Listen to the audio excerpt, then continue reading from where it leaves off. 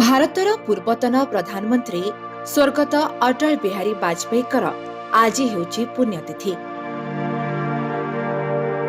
ନୂଆଦିଲ୍ଲୀ ସ୍ଥିତ ସମାଧିସ୍ଥଳରେ ଶ୍ରଦ୍ଧାଞ୍ଜଳି ଅର୍ପଣ କରିଛନ୍ତି ରାଷ୍ଟ୍ରପତି ଦ୍ରୌପଦୀ ମୁର୍ମୁ, ଉପରାଷ୍ଟ୍ରପତି ଜଗଦୀପ ଧନଖଡ ଓ ପ୍ରଧାନମନ୍ତ୍ରୀ ନରେନ୍ଦ୍ର ମୋଦି। ତାଙ୍କ ସହ ରହିଥିଲେ ଅନେକ ବିଜେପିର ବରିଷ୍ଠ ନେତୃବୃନ୍ଦ।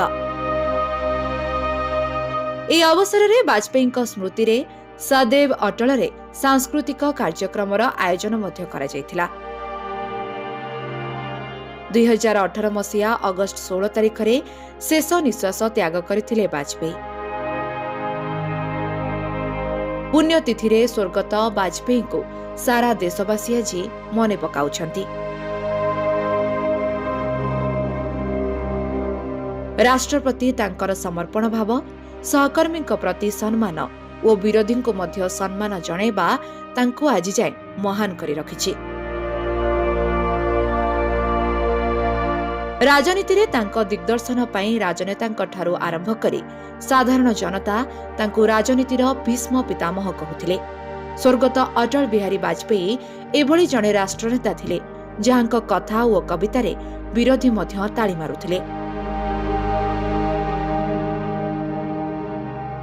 ରାଷ୍ଟ୍ରୀୟ ସ୍ୱୟଂସେବକ ସଂଘର ସଦସ୍ୟ ଥିବାରୁ ସେ ଆର୍ଏସ୍ଏସ୍ର ବିଚାରଧାରାକୁ ଅନୁସରଣ କରୁଥିଲେ। 1924ରେ ମଧ୍ୟପ୍ରଦେଶର ଗ୍ୱାଲିୟରରେ ଜନ୍ମଗ୍ରହଣ କରିଥିଲେ ପୂର୍ବତନ ପ୍ରଧାନମନ୍ତ୍ରୀ ସ୍ୱର୍ଗତ ଅଟଳ ବିହାରୀ ବାଜପେୟୀ। ଜଣେ ରାଜନେତା ଭାବେ ସେ ଯେତିକି ପରିଚିତ ହୋଇଥିଲେ, ତାଙ୍କର କାଳଜୟୀ କବିତା ପାଇଁ ସେ ସେତିକି ଲୋକପ୍ରିୟ ମଧ୍ୟ ହୋଇଥିଲେ।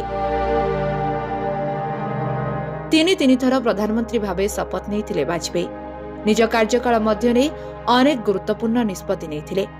ପୋଖରାନରେ ପରମାଣୁ ବୋମାର ସଫଳ ପରୀକ୍ଷଣ କରିଥିଲେ ସେ। ଏହା ସହିତ ଭାରତ ପାକିସ୍ତାନ ମଧ୍ୟରେ ସମ୍ପର୍କ ସଜାଡ଼ିବାକୁ ଦିଲ୍ଲୀରୁ ଲାହୋର ବସ୍ ସେବା ମଧ୍ୟ ସେ ପ୍ରଥମ ଥର ପାଇଁ ଶୁଭାରମ୍ଭ କରିଥିଲେ। ଏମିତି ଥିଲେ ଆମ ଅଟଳ ବିହାରୀ ବାଜପେୟୀ।